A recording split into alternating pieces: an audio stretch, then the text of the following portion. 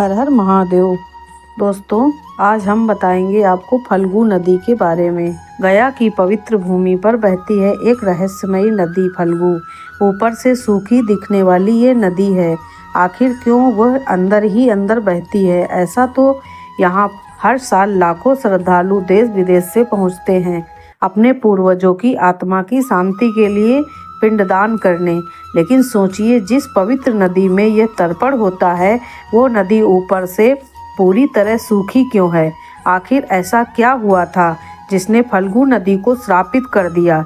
इस सूखी नदी के पीछे छिपी है एक रहस्यमयी पौराणिक कथा, एक ऐसी कहानी जिसे बहुत कम लोग जानते हैं।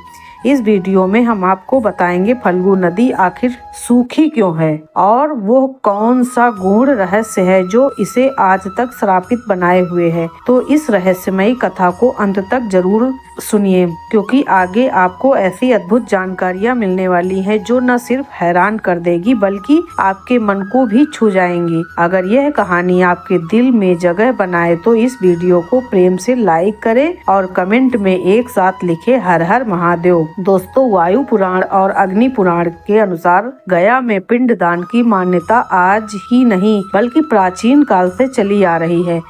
यहाँ तक कि भगवान राम, लक्ष्मण और सीता भी यहाँ आए थे अपने पिता राजा दशरथ का पिंडदान करने। उस समय गया उतना विकसित नहीं था और तर्पण की सामग्री पास में आसानी से नहीं मिलती थी। इसीलिए राम और लक्ष्मण सामग्री लेने समीप के बाजार की ओर चले गए और तभी सीता माता अकेली फल्गु नदी के तट पर बैठी थी। तभी अचानक एक चमत्कार हुआ, धरती फटी और राजा दशरथ की आत्मा ने अपना हाथ बाहर निकाला। एक आकाशवाणी हुई, हे पुत्री, समय निकला जा रहा है, मुझे पिंड तर्पण दो। सीता माता घबरा गई। राम और लक्ष्मण तो अभी तक सामग्री लेकर लौटे ही नहीं थे। अब सवाल था, बिना सामग्री के पिंडदान तर्पण कैसे किया जाए? राजा दशरथ ने कहा, पुत्री, मुझे किसी भी वस्तु से तर्पण दे दो, भाव ही पर्याप्त है। चारों ओर देखा पर वहाँ कुछ नहीं था। तभी सीता माता ने निर्णय लिया। उन्होंने फल्गु नदी की बालू उठाई और उसी से पिंड तर्पण कर दिया। लेकिन एक सवाल अब भी उनके मन में था, राम और लक्ष्मण को मैं कैसे यकीन दिलाऊंगी कि मैंने सच में पिंडदान किया है? सीता माता जानती थी कि राम और लक्ष्मण को यकीन दिलाना आसान नहीं होगा। इसीलिए उन्होंने 5 गवाह बनाए, एक ब्राह्मण, गौ माता, तुलसी, वटवृक्ष और फल्गु नदी। इन 5 को साक्षी मानकर उन्होंने बालू से राजा दशरथ को पिंड तर्पण कर दिया। थोड़ी देर बाद राम और लक्ष्मण सामग्री लेकर लौटे। सीता माता ने उन्हें पूरा वृतांत सुनाया, कैसे राजा दशरथ प्रकट हुए, कैसे बालू से पिंडदान हुआ और कैसे उन्होंने 5 गवाह रखे। सबसे पहले उस ब्राह्मण से सत्य की पुष्टि कराई गई, लेकिन तब हुआ कुछ ऐसा जिसकी कल्पना तक नहीं की गई थी। ब्राह्मण ने झूठ बोल दिया। उसने कहा, नहीं प्रभु, सीता ने कोई पिंड तर्पण नहीं किया। दरअसल ब्राह्मण के मन में लोभ जाग उठा था। उसने सोचा, सीता माता ने मुझे कुछ दान दक्षिणा नहीं दी, अगर राम और लक्ष्मण दोबारा पिंडदान करेंगे तो मुझे धन, फल और भोग की वस्तुएं मिल जाएंगी। और इसी लालच में ब्राह्मण ने झूठ बोल दिया, नहीं प्रभु, सीता माता ने पिंडदान नहीं किया। सीता माता अत्यंत दुखी हुई और क्रोधित होकर श्राप दे दिया, जाओ, तुम लोभी कहलाओगे, तुम्हें कितना भी दान दक्षिणा मिले तुम्हारा पेट कभी नहीं भरेगा, तुम हमेशा भूखे और असंतुष्ट रहोगे। और यही कारण है कि आज भी गया जी के पंडा कितना भी दान मिल जाए कभी संतुष्ट नहीं होते, यह हमेशा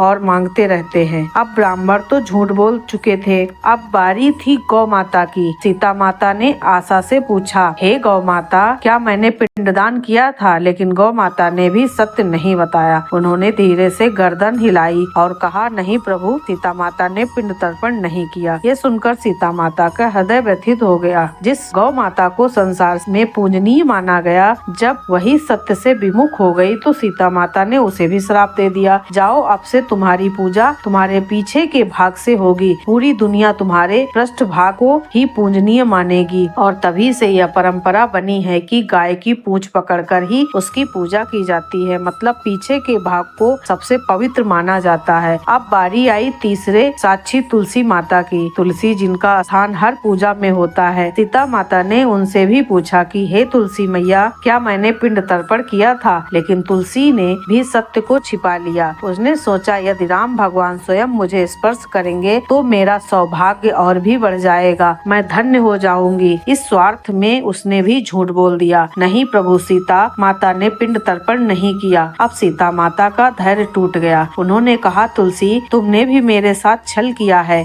अब से तुम्हारा जन्म वहाँ होगा जहाँ गंदगी होगी। और तभी से तुलसी साफ सुथरी जगहों पर जल्दी नहीं उगती, लेकिन जहाँ गंदगी, नमी या गंदा माहौल हो वहाँ वह तेजी से पनप जाती हैं। इसके बाद जब राम और लक्ष्मण को विश्वास नहीं हुआ तो सीता माता ने अगला साक्षी फाल्गु नदी को बुलाया और कहा, इनसे पूछिए। प्रभु ये साक्षी हैं। नदी के मन में भी एक इच्छा थी, काश राम मुझे छूते तो मेरा सौभाग्य और बढ़ जाता। इस लालच में उसने भी सच छुपा लिया। सीता माता फाल्गु नदी की बात सुनकर अत्यंत क्रोधित हो गई। उन्होंने गुस्से में श्राप दे दिया, तुम्हारे भीतर जो घमंड है वो अब तुम्हें पूरी तरह से सुखा देगा।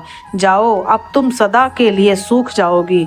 जैसे ही श्राप की शक्ति फैलती है, फाल्गु नदी हाथ जोड़कर सीता माता के सामने प्रकट हो जाती हैं और विनती करती हैं, माता यदि मैं पूरी तरह सूख जाऊंगी तो यहाँ आने वाले लाखों प्यासे भक्तों को जल कौन देगा? मैं तो जीवन देने वाली धारा हूँ। तब जाकर सीता माता का क्रोध थोड़ा शांत हुआ और उन्होंने फाल्गु को एक संशोधित श्राप दिया। तुम ऊपर से सूखी रहोगी, लेकिन तुम्हारा जलधारा धरती के नीचे बहेगी। और तभी से ये रहस्य जुड़ा है। फाल्गु नदी ऊपर से पूरी तरह सूखी दिखाई देती है, लेकिन आज भी अगर आप गया के फाल्गु घाट पर बालू को हाथ से थोड़ा हटाएं तो 1 से 2 हाथ नीचे से पानी खुद बहता हुआ निकल आता है। अब तक चारों गवाह फाल्गु नदी, ब्राह्मण, गौमाता, तुलसी, सीता माता को निराश कर चुके थे। 5वीं बारी थी आखिरी साक्षी वटवृक्ष की। आंखों में आंसू लिए सीता माता वटवृक्ष से बोली, हे वटवृक्ष, क्या तुम भी झूठ बोलोगे?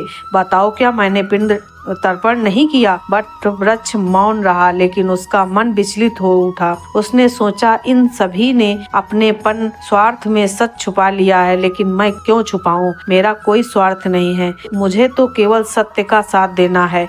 और तभी वटवृक्ष ने स्पष्ट शब्दों में कहा, हाँ प्रभु, सीता माता ने राजा दशरथ का पिंड तर्पण किया है। यह सब जो कह रहे हैं वह झूठ है। मैं स्वयं इस पवित्र कार्य का साक्षी हूँ। सीता माता की आंखों में आंसू बह निकले, लेकिन अब ये आंसू दुख के नहीं, सत्य की जीत के थे। वो वटवृक्ष से प्रसन्न हो गईं और कहा, हे वटवृक्ष, तुम सदा हरे भरे रहोगे।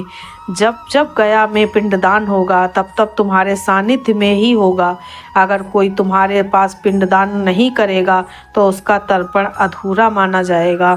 और तभी से यह वटवृक्ष अक्षय वट कहलाया गया है। स्थित वो पवित्र वटवृक्ष जो आज भी हर पिंडदान का साक्षी बनता है और सीता माता के आशीर्वाद से सदैव हरा भरा रहता है।